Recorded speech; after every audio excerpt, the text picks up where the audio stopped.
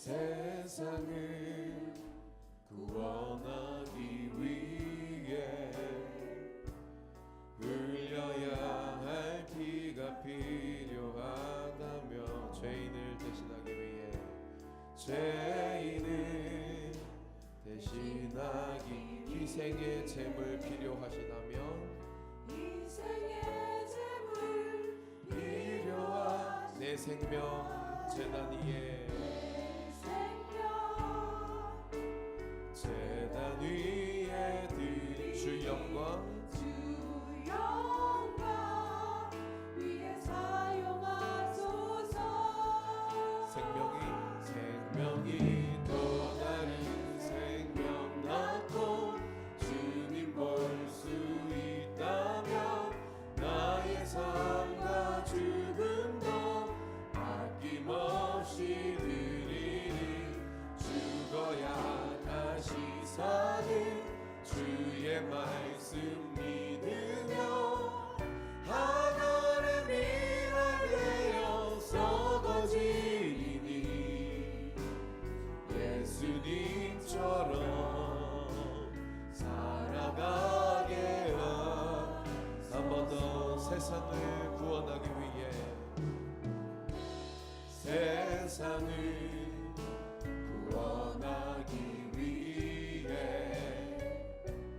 흘려야 할 피가 필요하다면 죄인을 대신하기 위해 희생의 제물 필요하시다면 내 생명 제단 위에 드리리. 주 영광 위에 사용하소서. 생명이 또 다른 생명 낳고 주님 볼 수 있다면 나의 삶과 죽음도 아낌없이 드리리. 죽어야 다시 사는 주의 말씀 믿으며 하늘의 미랄 되어 썩어지리니 예수님처럼 살아가게 하. 함께 2절 고백합니다. 길 잃어 지친 양을 길 잃어 지친 양을 찾아 망상에 이리저리 헤매이는 한 영혼 찾아 아파하는 예수님 마음 내게 주옵소. 십자가 온 세상 위한 그리세 눈물로 그 길 가게 하소서. 생명이 또 다른 생명 낳고 주님 볼 수 있다면 나의 삶과 죽음도 아낌없이 드리리. 죽어야 다시 사는 주의 말씀 믿으며 하늘의 미랄 되어 썩어지리니 예수님처럼 함께 주의 말씀을 붙잡고 고백합니다. 생명이 또 다른 생명 낳고 생명이 또 다른 주님 볼 수 있다면 나의 삶과 죽음도 아낌없이 드리리. 죽어야 다시 사는 주의 말씀 믿으며 하늘의 미랄 되어 썩어지리니 예수님처럼 살아가게. 우리 한 번만 더 고백할까요? 생명이 또 다른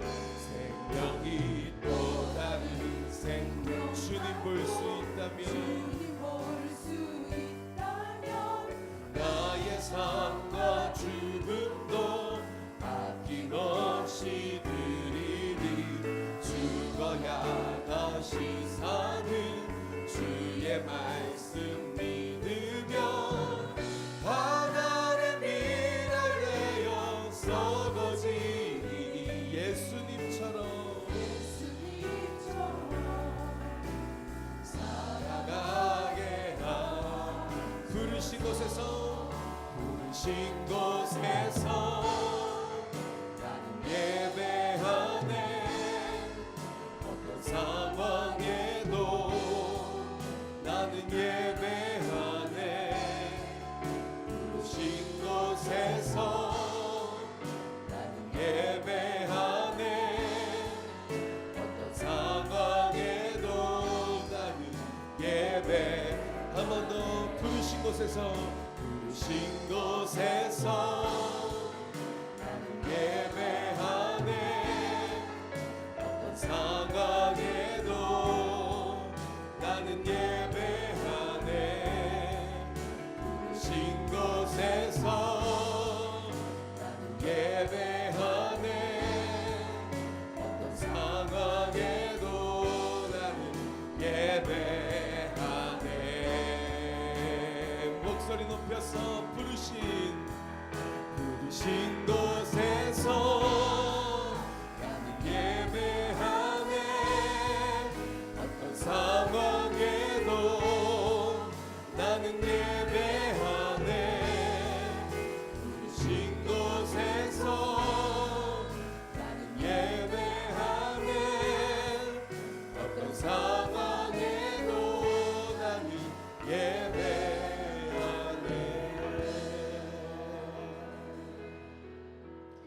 주님 앞에 사도신경으로 우리의 신앙을 고백하며 나아가겠습니다.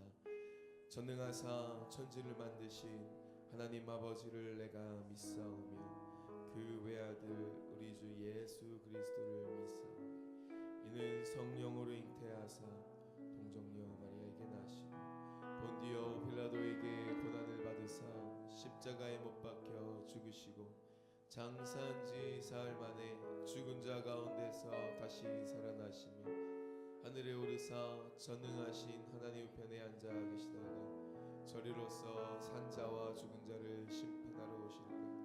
성령을 믿사오며 거룩한 공예와 성도가 서로 교통하는 것과 죄를 사하여 주시는 것과 몸이 다시 사는 것과 영원히 사는 것을 믿사옵나이다. 아멘. 오늘도 우리를 주의 길로 복 주시고 인도하시고 또한 함께 하시는 주님 감사합니다라고 영광의 박수 찬송의 박수 함께 올려드리도록 하겠습니다. 함께 주님의 박수 찬양합니다.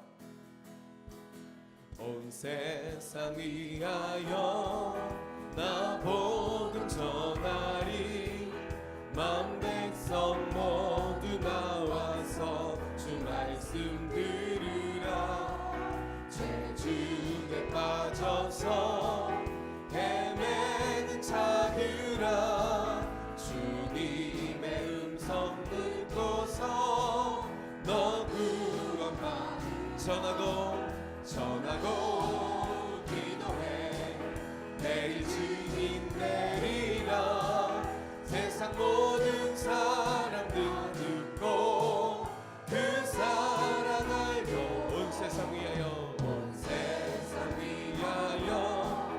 이 복음 전하리 저 죄인 회개하고서 주 예수 믿으라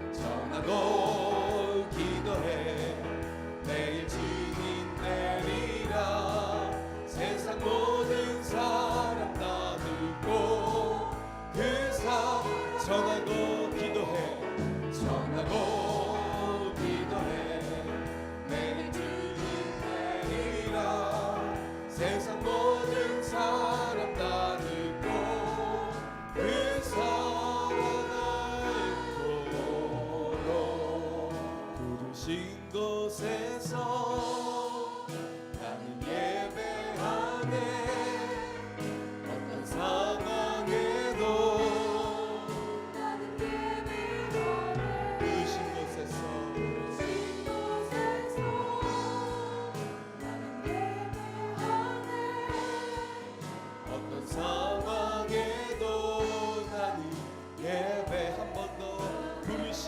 곳에서 부르신 곳에서 나는 예배하네 어떤 상황에도 나는 예배하네 부르신 곳에서 나는 예배하네 어떤 상황에도 나는 예배하네 부르신 곳에서 나는 예배하네 어떤 상황에도 나는 예배하네 부르신 곳에서 나는 예배하네 어떤 상황에도 나는 예배하네 함께 공동기도문으로 기도하겠습니다. 살아계신 하나님 아버지 동강의 모든 성도가 하나님의 시간에 하나님 나라를 위하여 거룩함을 회복하고 하나님의 마음으로 영혼 구원하고 예수 제자 삼는 하나님의 가족 공동체 되게 하옵소서. 아멘. 함께 합심으로 기도하기 원합니다. 오늘도 주의 말씀을 의지하여서 우리를 부르시고 우리를 세우신 우리의 가정과 우리의 학교와 우리의 직장과 우리의 속한 모든 영역 가운데에서 우리가 하나님을 예배하는 삶을 살기를 소망합니다. 하나님을 예배할 때에 그리스도 십자가의 그 은혜 가운데 예배하게 하여 주시옵시고 그 모든 진리를 그 복된 소식을 우리의 삶으로 증거할 수 있는 오늘 하루 되게 하여 주시옵소서. 이 시간 우리의 마음을 기경하사 주의 말씀이 심겨지게 하여 주시옵시고 오늘 하루 동안에 뿌리 내리고 자라 열매 맺는 것들을 꿈꾸고 믿음으로 기대할 수 있게 해달라고 성령님 역사하여 달라고 우리 같이 간절한 마음으로 주여 한번 부르고 기도하시겠습니다. 주여 주님 감사합니다.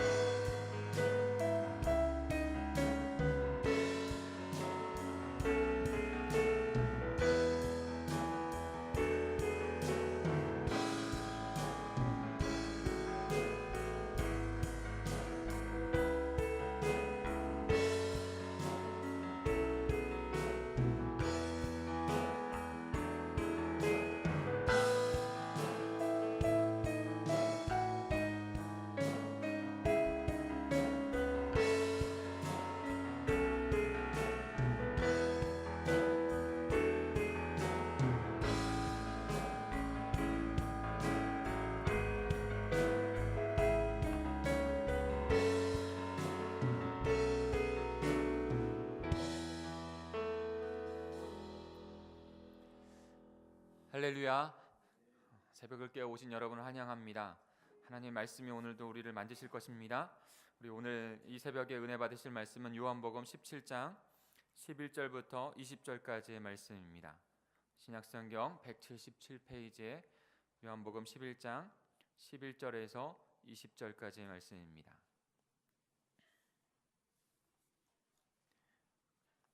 우리 한 절씩 교독합니다. 17장 11절을 제가 먼저 읽습니다.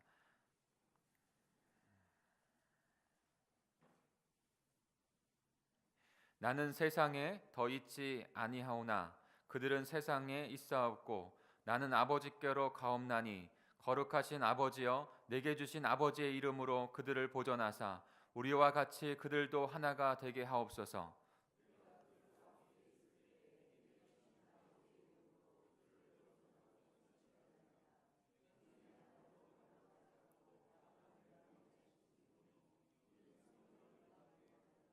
지금 내가 아버지께로 가오니 내가 세상에서 이 말을 하옵는 것은 그들로 내 기쁨을 그들 안에 충만히 가지게 하려 함이니이다.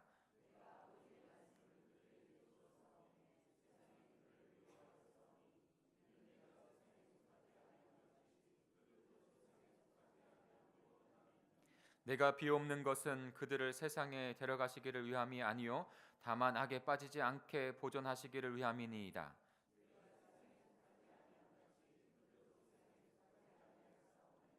그들로 진리로 거룩하게 하옵소서. 아버지의 말씀은 진리니이다.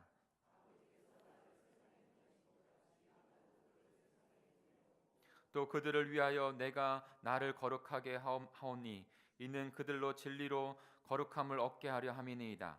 내가 비옵는 것은 이 사람들만 위함이 아니요 또 그들의 말로 말미암아 나를 믿는 사람들도 위함이니. 아멘. 이 새벽 시간에 세상을 위해 세상으로 부름받은 교회라는 제목으로 말씀 전하실 때 큰 은혜 받으시길 바랍니다.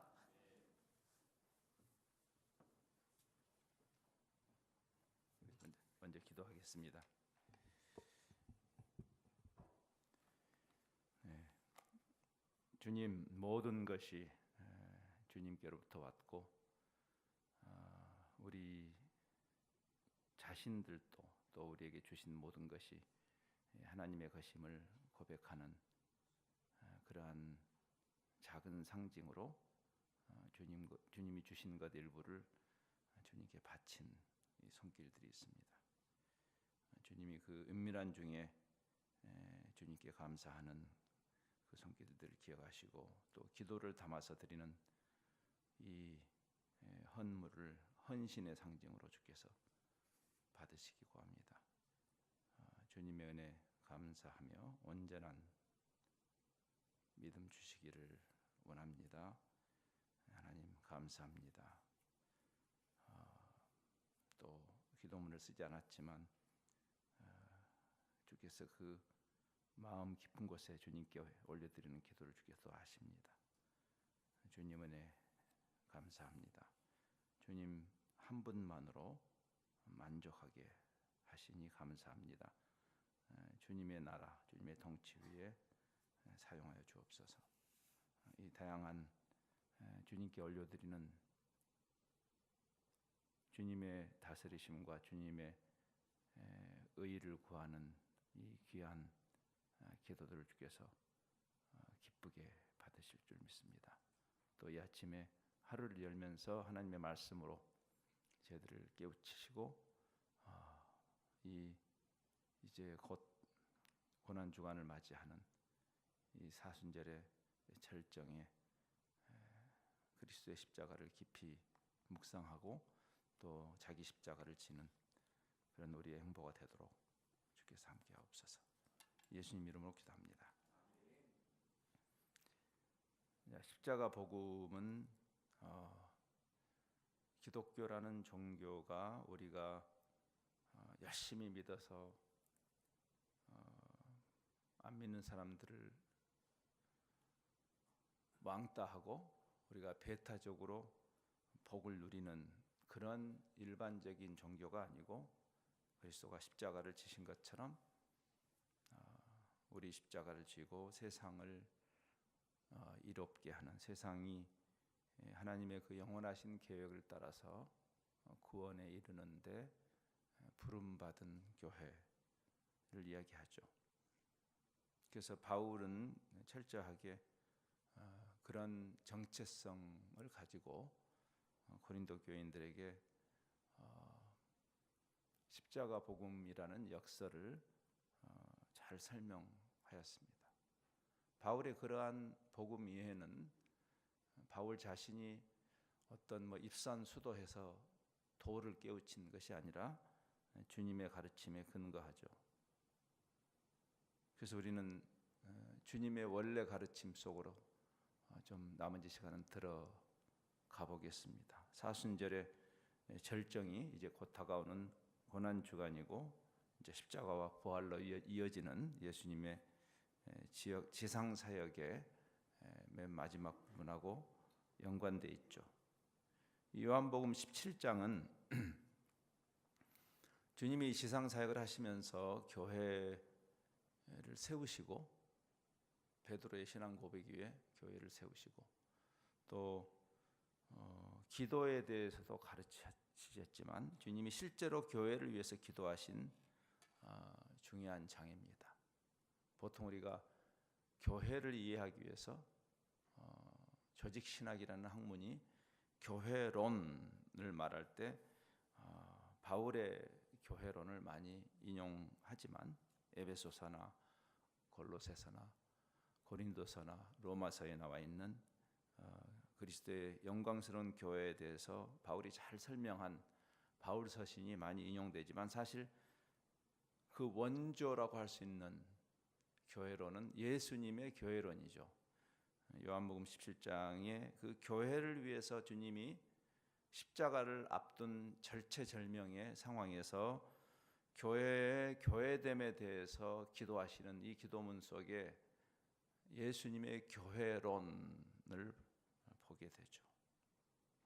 근데 17장 전체, 우리는 오늘 방금 일부만 읽었습니다만 사실 17장 전체를 생각하기를 원하는데, 어떤 신학자는 이 17장 전체에 나타나 있는 예수님의 교회를 위한 중보 기도에 표현된 교회론을 세 개의 꼭지로 이렇게 표현했어요. 세상에 있되 세상에 속하지 않음으로 세상을 위하는 공동체. 이 17장 전체를 이 세 꼭지로 묶었어요. 세상에 있으면서 세상에 속하지 않음으로 세상을 위하는. 그래서 우리가 세상을 위한다고 할 때 그것은 역설적으로 우리가 세상에 속하지 않음으로 세상을 위하는 이 비밀을 오늘 저녁과 내일 아침에 좀 더 볼 것이고요. 주님이 우리를 세상으로 보내셨다는, 세상을 위해서 세상으로 보내신 그 부분을 오늘 좀 먼저 생각할 수 있으면 좋겠습니다. 이것은 굉장히 놀라운 표현입니다. 단순히 예수님이 우리를 세상으로 가거라 이런 정도의 이야기가 아니라 예수님이 세상에 오셔서 지상 사역을 완성하시는 즈음에 예수님이 이제 떠나시기 전에 예수님이 계신 그곳에 우리를 있게 했다. 교회는 굉장히 높은 부르심입니다. 그래서 단순히 종교 집단으로 부르신 것이 아니라 그리스도의 자리에 우리를 두신 것이죠. 한번 생각해 보세요. 놀랍지 않습니까? 여기 11절에 이렇게 되어 있습니다. 나는 더 이상 세상에 더 있지 않지만 아니하오나 그들은, 교회는 세상에 있다. 예수님의 자리에 우리가 있다라는 의미입니다. 예수님의 자리에 그리스도의 몸된 교회를 두셨다라는 말이죠. 18절은 조금 더 적극적으로 말합니다. 단순히 예수님이 있는 자리에 우리를 두신 정도 아니고 적극적으로 우리를 세상으로 보내신다라는, 아버지께서 나를 세상에 보내신 것처럼 성부 하나님이 성자 하나님을 세상에 그 목적을 향해서 보내신 것처럼 성자 하나님이 교회를 세상으로 보냅니다. 보냄받은 교회, 목적을 향해서 보냄받은 교회. 그 사실 역설적으로 교회가 교회됨은 교회 당에서가 아니라 세상에서예요. 여러분이 교회 당에 와서 여러분의 교회됨을 증명하는 것이 아니라 오히려 세상에서 보내심 받은 그 사명이 증거되는 것이에요. 즉 우리끼리 모여서 격리하고 개토를 만들고 우리끼리 좋아서 죽고 못 사는 그런 집단으로 부르신 것이 아닌 것을 이야기하죠. 찬송가에 그런 찬송이 있죠. 여러분 변화산 이야기를 생각나게 하는 찬송이 하나 있습니다. 변화산에 올라갔을 때 베드로가 너무 좋았죠. 우리의 완성될 영광스러운 부활한 그런 모습의 맛보기를 이렇게 우리의 몸이 영광스럽게 변화되는 우리 모두가 소망하는 구원의 완성의 그 맛보기를 그 산 위에서 경험했죠. 그래서 여기가 좋사오니 초막셋을 짓고 여기 있고 싶습니다. 예수님이 아니다. 변화산으로 부른 게 아니라 세상으로 우리를 보내셨기 때문에 가야 한다. 그 찬송가 이런 찬송이 있죠. 밤 깊도록 동산 안에 주와 함께 있으려 하나. 그 주님의 동산에서 주님과 오손도손 영원히 있고 싶은 우리의 마음. 그러나 슬픈 세상에 할 일 많아서 이 강도 만난 세상에 할 일 많아서 날 가라 명하신다. 여러분 지금 잠시 이 세상에 살고 있는 이유입니다.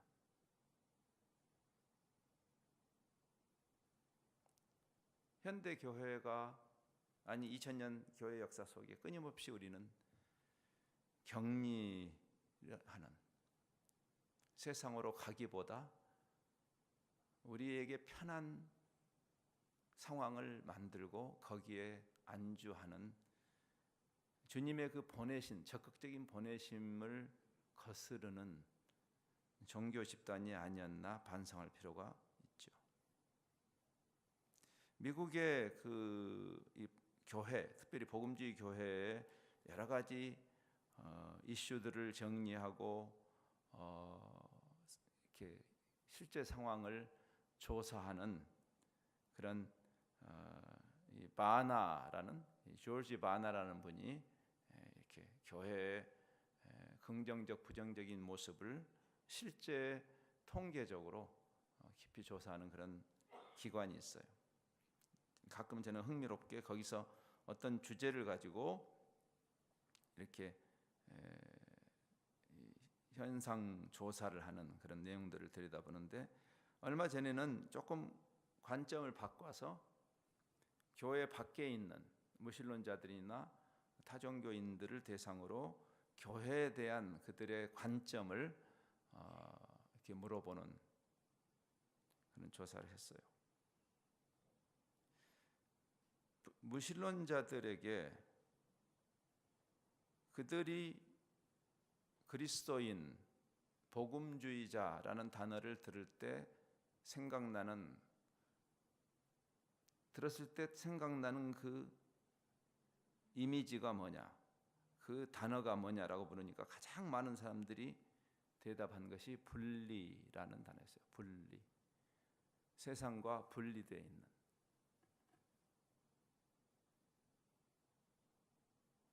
슬픈 일이죠. 세상하고 분리되어 있는 우리. 세상에 있는데 물과 기름처럼 아무 상관이 없는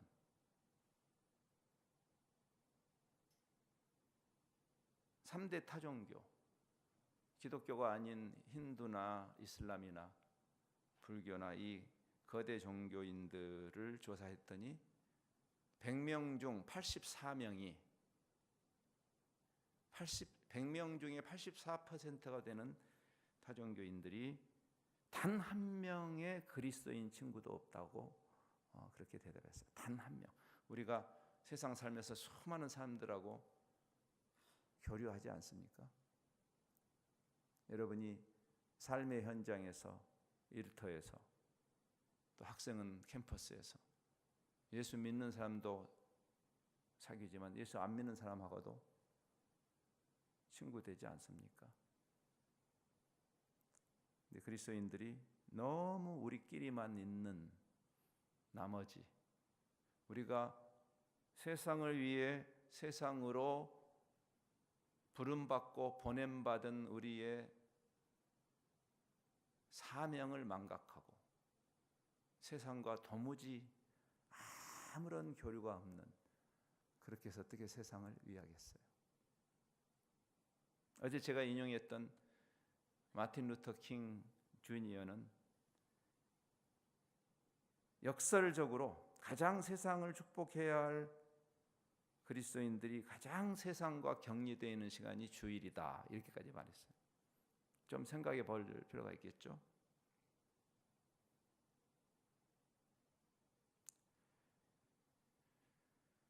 내가 비옵는 것은 15절에서 주님이 말씀하죠. 그들을 세상에서 데려가시기를 구하는 것이 아닙니다. 기독교 이단 종파들의 특징이 뭐죠? 흰옷 입고 오 주여 어서 오시옵소서, 세상과 격리해서 산 위에 올라가서 또는 숲속에 들어가서 현실 도피, 현실 부정. 도대체 우리가 세상에 왜 있는 것입니까?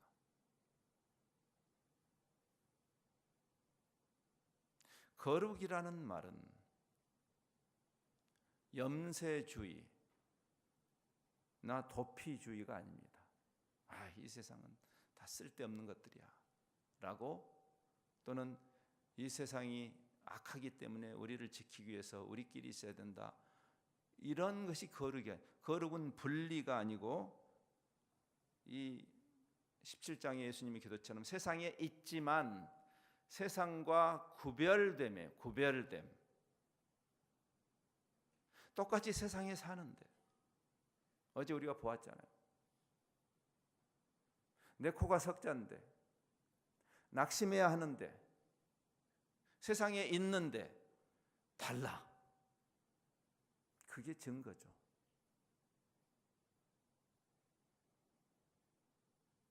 어떤 분들은 이렇게 말합니다. 우리가 세상에 너무 있다 보면 세상에 물든다고. 그래서 우리끼리 있자고. 만일 그렇다면 우리는 우리의 목적을 스스로 버리는 것이죠. 시한부 종말론자들이 그렇게 하지 않습니까? 구더기가 무서워서 장을 담그지 말자고요. 우리에게는 장을 담그라는 명령을 주시는데 장을 담그다 보니까 구더기가 껴. 아이고, 장 담그지 말아야겠다. 그럼 이제 왜 있는 거예요, 우리는? 새 속에 물들지 말아야죠. 그 부분을 우리가 내일은 더 생각할 것이요, 저녁부터.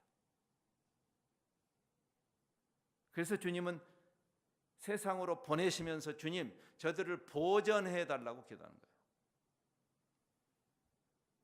저들을 보전하사, 11절에서 12절에서 그들을 보전하사, 15절에서 세상에 데려가기를, 보전하기 위해서 세상에서 빼서 따로 우리끼리 모여있게 그렇게 기도하는 게 아니라는 얘기예요. 그렇지만 하나님이여 저들이 새 속에 물들지 않게 저들을 보전하시옵소서. 계속 보전하시라고 말씀하죠.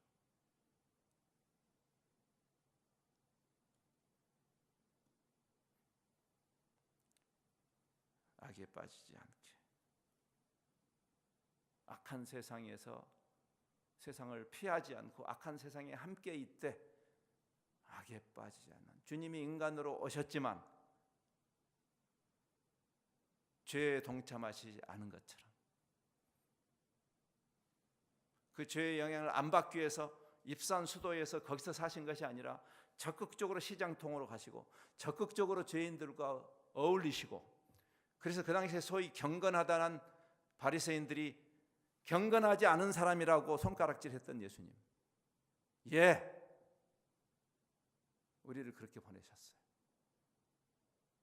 세리와 죄인들과 심지어는 장기들하고 친구 먹으신 예수님, 우리를 보내신 장소입니다. 슬픈 세상에 할 일 많아서 우리를 보내신 것이죠. 그래서 우리의 신앙은, 우리의 경건은 예배당에서 증명되는 것이 아니라 세상에서 저자거리에서 증명이 되어야 되는 것이에요. 여러분이 저를 너무나 좋은 숙소를 마련해 주셔서 제가 좀 굉장히 죄송한. 근데 어제 제가 오후에 조금 땀을 좀 흘렸어요. 운동하느라고. 근데 제 숙소에 조그만 욕조가 있어가지고 물을 좀 받아서 기분 좋게 오랜만에 목욕을 한번 했습니다. 여러분, 목욕을 하면 기분이 좋아서 흥얼거리게 되잖아요. 그렇죠? 제가 어제 이렇게 욕조에 이렇게 비스듬히 누워가지고 기분이 좋은데 노래를 흥얼거리니까 제법 제가 노래를 잘 부르더라고요. 여러분, 목욕탕에서 명창이 아닌 사람이 있습니까? 그 공명이 잘 돼가지고요. 나도 한번 나가볼까? 여러분, 목욕탕에서 그 사람이 정말 명창인지는 오디션에 나가서 증명을 해야 되는 거예요. 우리끼리 교회에 모여서 믿음 좋은 척 하기가 쉬운 일이죠. 그러나 여러분의 믿음은 여기서 증명되는 것이 아니고 오늘 예배 마치고 다시 여러분의 삶의 치열한 삶의 현장으로 여러분의 지역사회로 일터로 캠퍼스로 가서 거기서 증명해야 되는 거예요. 교회에서 인정받는 것이 진짜 인정이 아니고 세상에서 인정을 받아야 돼요. 저 사람은 다르다. 오늘 저녁과 내일 아침은 그 문제를 이야기할 거예요. 예수님이 그 이야기를 하시기 때문에. 제가 읽은 책 중에 대학생들 이 캠퍼스에서 사역하는 한 서양의 사역자가 쓴 우리말로는 빛으로 소금으로라는 책이 생각이 납니다. 빛으로 소금으로. 이제 우리가 마지막 메시지를 예수님이 너희는 소금이다, 너희는 빛이다 하신 그 말씀을 생각할 거예요. 세상 속에서 우리의 거룩함이, 우리의 신앙이 증명된다는 것이 무슨 의미일까? 그것을 예수님은 너희는 세상의 소금이다, 너희는 세상의 빛이다. 종교성으로 증명하는 것이 아닙니다, 여러분. 근데 그 빛으로 소금이라는 책이 참 제가 흥미있게 읽은 책인데 그 책이 원래 영어로 원문으로 그냥 문자적으로 번역하면 소금통 밖으로 그렇게 돼 있어요. 소금통 밖으로. 그래서 그냥 빛으로 소금으로라고 이제 그냥 번역을 그렇게 한 건데 재밌는 말이죠. 세상의 소금이다. 그랬으니까 여러분이 소금인데 교회가 소금통일 수 있어요. 여러분이 소금이 모여 있어야 뿌려지니까. 교회 역할이 있어요. 근데 소금이 그 기능을 발휘하는 것은 교회라는 소금통 안에서가 아니라 밖으로 나왔을 때 기능이 발휘되는 거죠. 그렇죠? 근데 현대 교회 문제는 소금통 안에만 있다는 거예요. 여러분이 설렁탕 같은 거 먹을 때 소금이 필요하잖아요. 그렇죠? 근데 가끔 식당에 가서 소금과 후추 들어가 있는 그 통을 뿌리는데 짜증 날 때 있죠. 안 나와. 날씨가 습해가지고 그 안에 또는 나간 지가 너무 오래돼가지고 그 안에 우리끼리 그냥 소금 누룽지가 돼가지고 안 나가. 무슨 필요가 있어요, 그게? 소금통 밖으로 나가서 복음의 진리가 이 썩어가는 세상에 소금으로 역사를 해야 하고 세상 밖으로 나가서 깜깜한 세상에 빛으로 드러나야 비로소 여러분의 신앙이 영성이 증명되는 거죠. 세상을 위해 세상으로 부르신 교회라는 말의 뜻이라고 제가 말씀했어요. 에클레시아. 부르심이란 뜻이에요. 부르심. 그래서 그 목적이 우리를 이끌어야 하는 것이죠. 요즘 세간에 많은 사람들이 사서 읽었던 목적이 이끄는 삶이라는 책을 쓴 이 세드릴백 교회라는 교회의 담임 목회자가 목적이 이끄는 삶을 쓰기 전에 제가 볼 때는 더 중요한 책을 먼저 썼어요. 그는 목적이 이끄는 교회라는 책입니다. 목적이 이끄는 교회. 그 목적을 향해서 우리를 부르신 것이다. 우리끼리 여기서 오손도손 즐겁게 있으라고 부른 것이 아니고 우리를 세상 속으로 목적 있게 보내신 것이다. 아버지께서 나를 세상에 보내신 것처럼 나도 저들 교회를 세상으로 보내었습니다라고 말하지 않습니까? 18절에서. 그래서 베드로도 바울 서신에 바울이 교회를 설명하듯이 또 베드로도 베드로의 교회론이 나오죠. 우리가 곡조 붙여서 서로 축복할 때 많이 부르는 그 찬양. 너는 택한 족속이요, 그렇게 부르는 찬양 있죠. 그게 교회론입니다. 출애굽기 19장에 나오는 그 하나님의 백성을 정의하는 그 말씀을 끌어다가 인용해다가 교회를 향해서 이야기하죠. 너는 택하신 족속이다. 즉 교회죠. 공동체. 너희는 왕의 제사장들이다. 왕 대신 하나님을 대변하는 제사장들이다. 너희는 거룩한 나라다.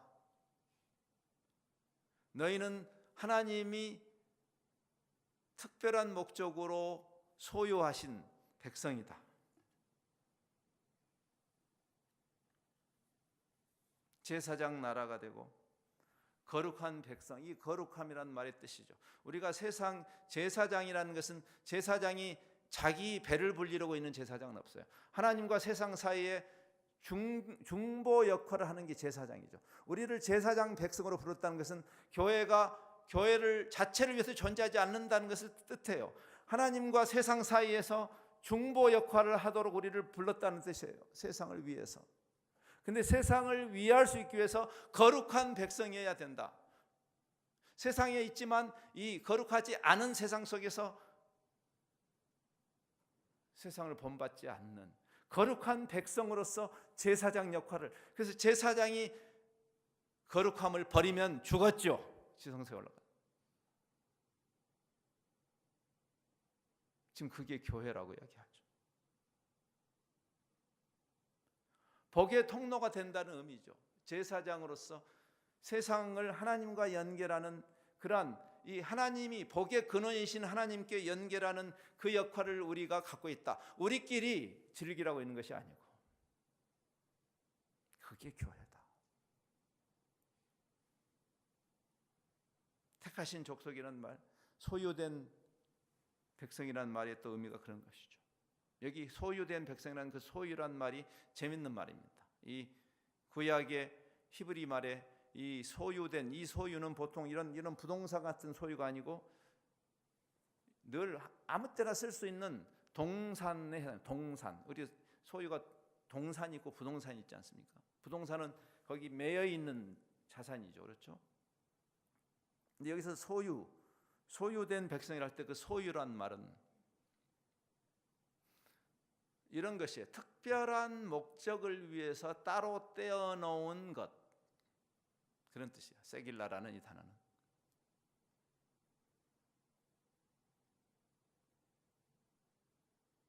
제 아내하고 제가, 여러분이 가끔 그런 거 하시죠. 뭐 은혼식을 하거나 또 여기 나이 지긋하신 분들은 또 금혼식 50주년, 저도 곧 이제 40주년을 맞습니다.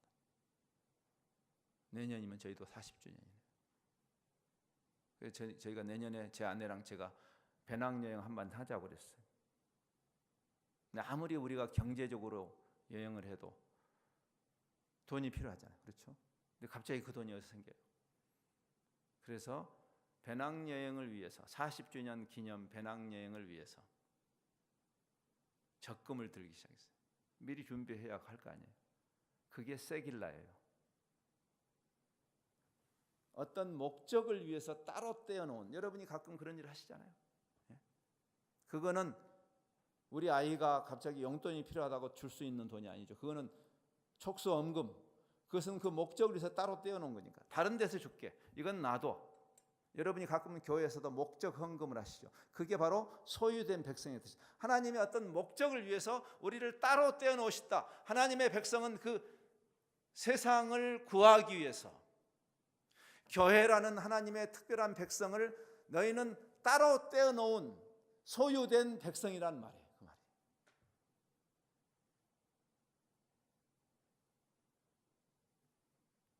그래서 여기 20절이 오늘 마지막 절에 그렇게 이야기했어요. 주님이 기도할 때 이미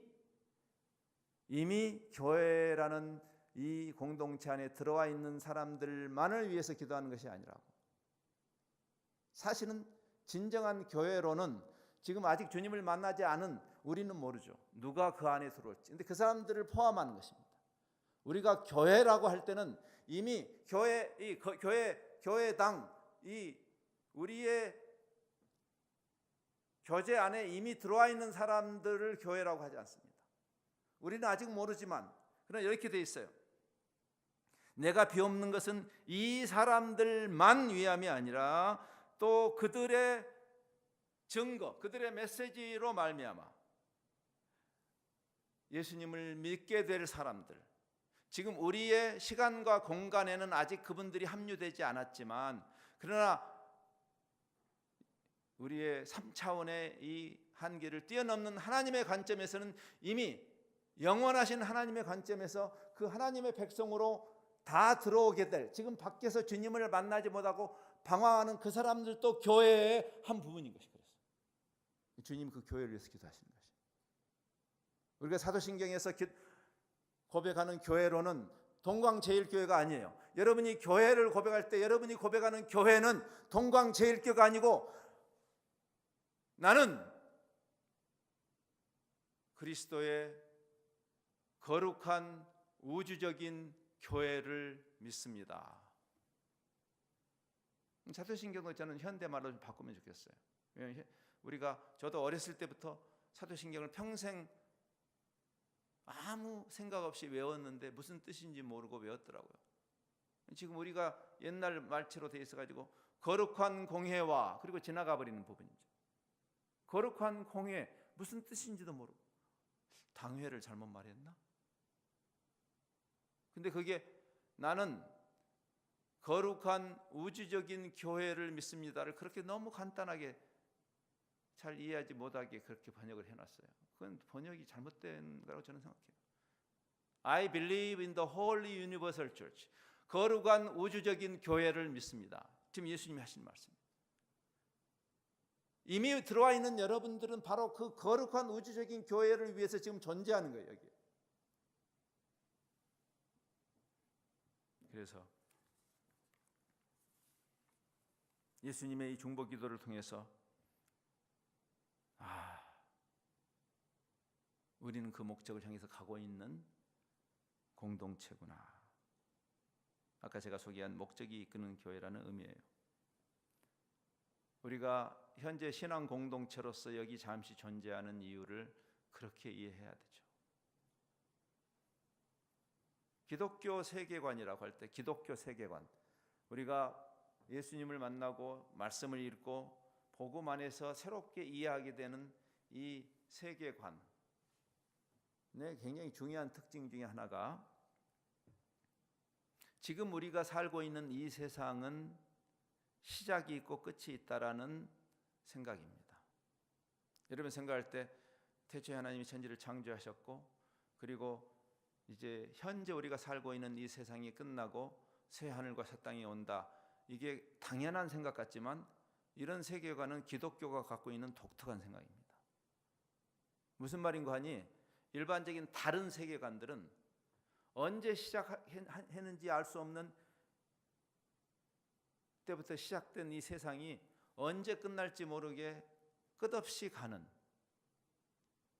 하나의 끝도 갓도 없는 선과 같은 개념으로 시간관이 돼 있어요.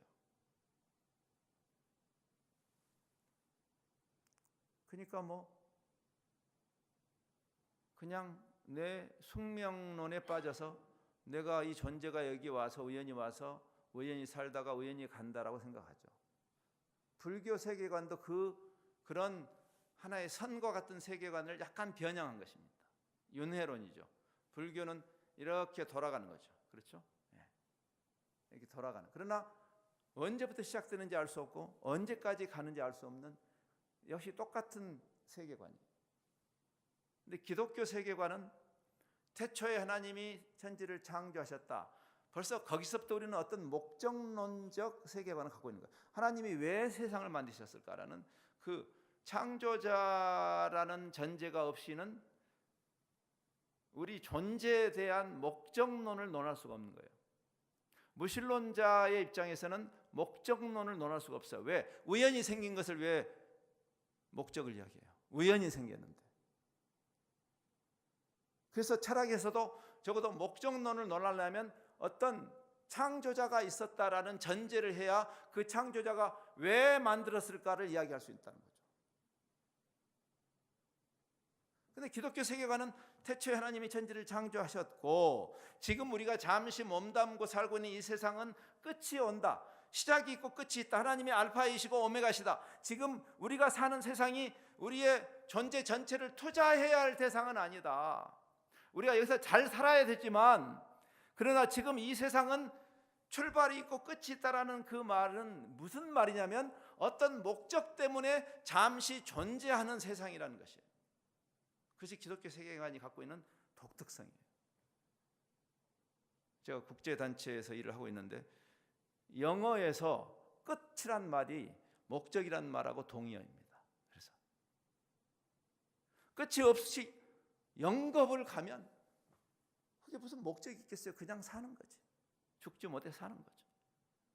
그 세계관에서는.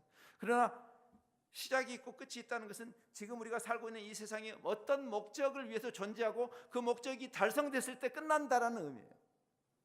그래서 end라는 끝이라는 말은 목적이라는 말하고 동의어입니다.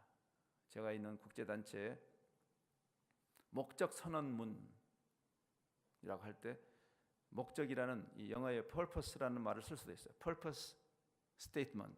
그러면 목적 선언문인데 우리는 그걸 end statement이라고 해요. 다 같은 말이에요. 끝이 올 것이다.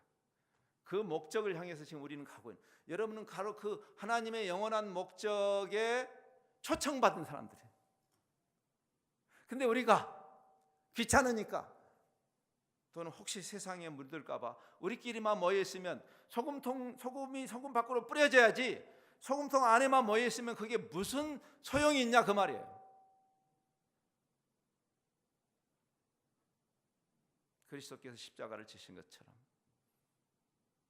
우리 십자가를 지고 그 길을 영광스러운 길에 함께 가자고 주께서 부르시는 것이죠.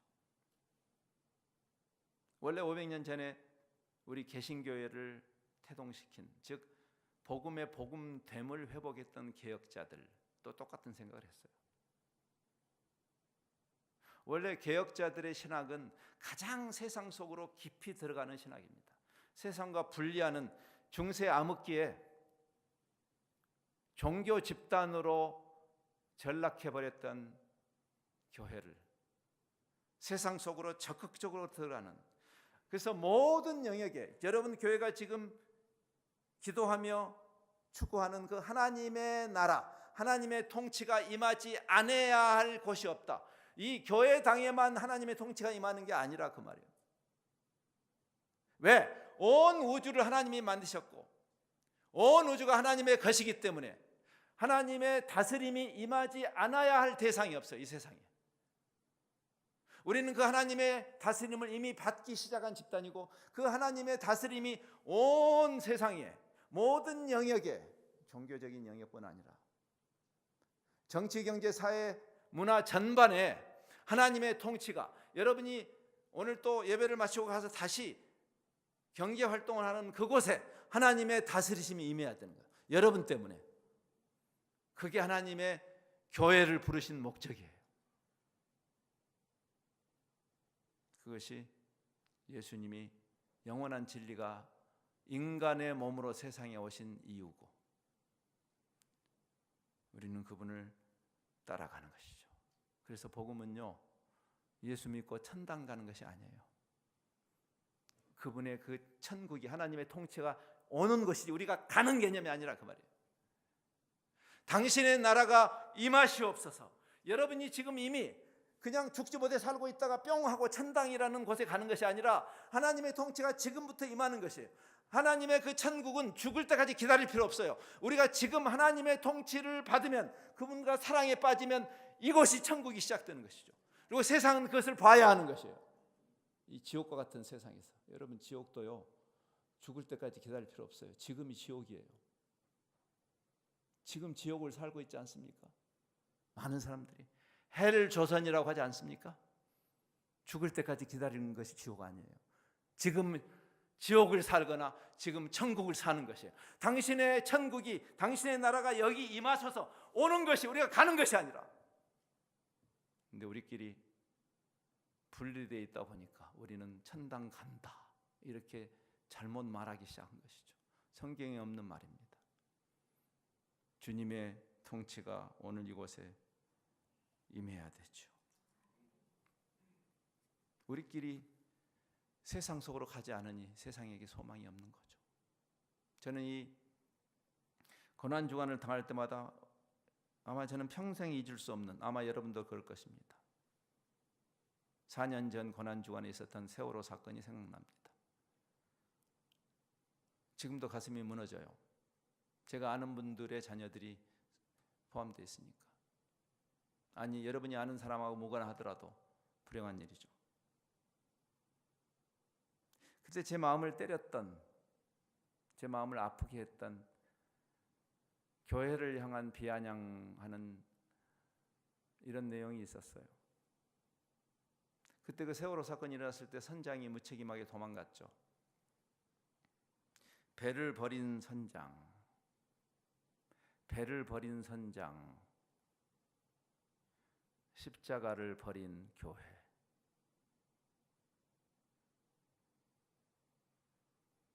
배를 버린 선장, 십자가를 버린 교회. 우리끼리만 잘 먹고 잘 살자고요? 교회는 왜 있는 것입니까? 제가 이제 그 마틴 루터 킹의 마지막 설교, 강도 만난 사람을 당연하게 도와줘야 했어야 할 그 제사장과 레위인, 이 시대에 적용한 우리들이죠. 강도 만난 세상을 눈 하나 깜빡하지 않고 있는 그 수많은 교회들에 대해서 잘못된 질문을 던졌기 때문이다. 내 코가 석자인데 저 사람 돕겠다고 내가 망하면 어쩌지? 저 사람을 내가 돕겠다고 가던 길을 멈춰서 도우면 나에게 무슨 일이 생길 거지? 잘못된 질문이라고. 나를 그 일 때문에 부르신 주님을 생각하면서 내가 이것 때문에 손해를 당하고 해코지를 당하더라도, 내가 만일 그 사명에도 불구하고 내가 두려워서 또는 손해보기 싫어서 가던 길을 계속 가버린다면, 내가 멈추지 않고 저 사람을 돕지 않는다면 저 사람에게 무슨 일이 생길 것인가를 고려한다. 이 사순절 기간에 우리는 주님의 십자가를 다시 한번 생각하죠. 주님도 인간으로 오셨기 때문에 인간이 느끼는 두려움을 느끼셨죠. 주님은 인간으로 오셨으니까 겟세마네의 기도를 기억하실 것입니다. 심히 고민하시면서 인간적인 고뇌를 하셨죠. 예, 그리스도인의 삶이 쉽다는 거 아닙니다. 어렵습니다. 그래서 성경은 말합니다. 고난을 이야기해요. 우리가 그리스도인으로 산다는 것은 고난이라는 대가를 지불해야 된다고.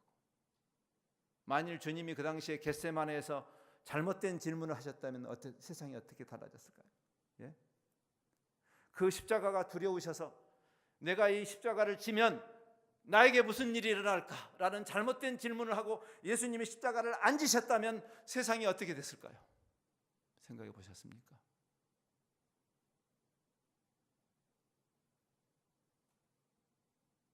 세상을 위해서 세상으로 부르시고 보내신 주님의 몸된 교회, 그리스도가 그러했던 것처럼 우리가 이 주님의 교회를 위한 중보 기도에서 우리는 우리가 왜 잠시 이 세상에 있는지를 다시 한번 분명히 인식해야 하고, 여러분 개인에게 영웅적인 삶을 살라는 것이 아니라 여러분 각자에게 독특한 삶의 정황 속에서 여러분이 만나는 강도 만난 사람을 여러분이 보듬어야 하는 것이, 여러분이 짐짓 외면하고 있었던 그 강도 만난 사람들을 생각해야 될 것이, 끌어안고 기도부터 할 수 있잖아요. 그것이 교회가 존재하는 이유예요. 세상의 빛으로, 세상의 소금으로. 우리 잠시 기도하는 시간을 갖겠습니다.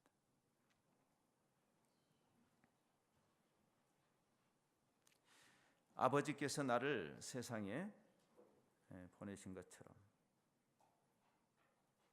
나도 교회를 세상에 보내었습니다. 주님이 있는 그 자리에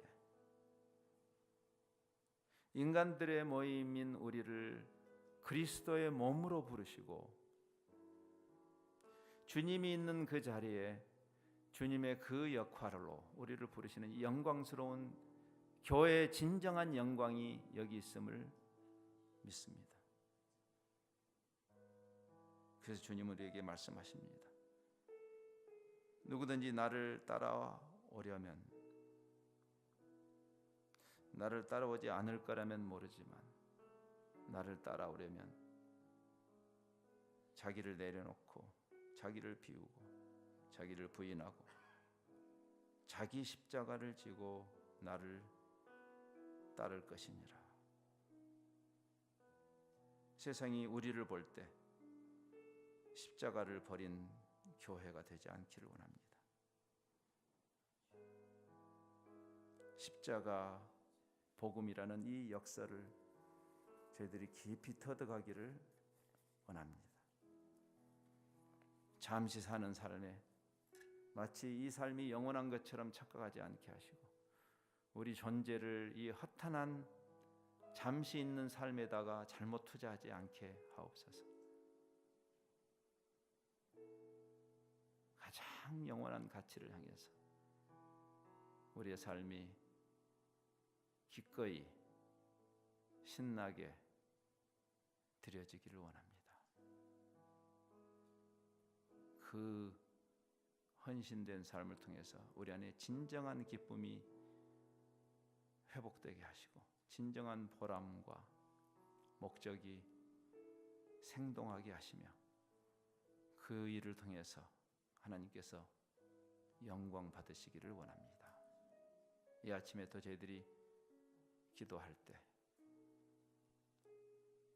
회심한 사람의 기도답게 그냥 이방인들이나 구하는 기도로 채우지 않고, 주님이 우리의 기도를 교정해 주신 것처럼 하늘에 계신 우리 아버지시여, 당신의 이름이 거룩히 여김을 받으시고 내 욕심이나 내 뜻 말고 하나님의 뜻이 이루어지기를 원합니다. 하나님 나라가, 하나님 통치가 이곳에, 나의 삶에, 나의 일상에, 우리 공동체의 존재에 임하소서. 하나님의 통치를 받는 우리가 가는 곳마다 그곳이 하나님의 통치가 일어나는 현장이 되게 하옵소서. 세상을 위해서 세상으로 부름받은 그런 사람들답게 밤 깊도록 동산 안에 주님과 함께 있고 싶지만 슬픈 세상에 할 일이 많아서 우리를 보내신 그 보내심에 합당한 하나님의 특별한 소유로서 살아가는 우리 행보 되도록 은혜를 베푸시옵소서. 예수 그리스도의 이름으로 기도합니다.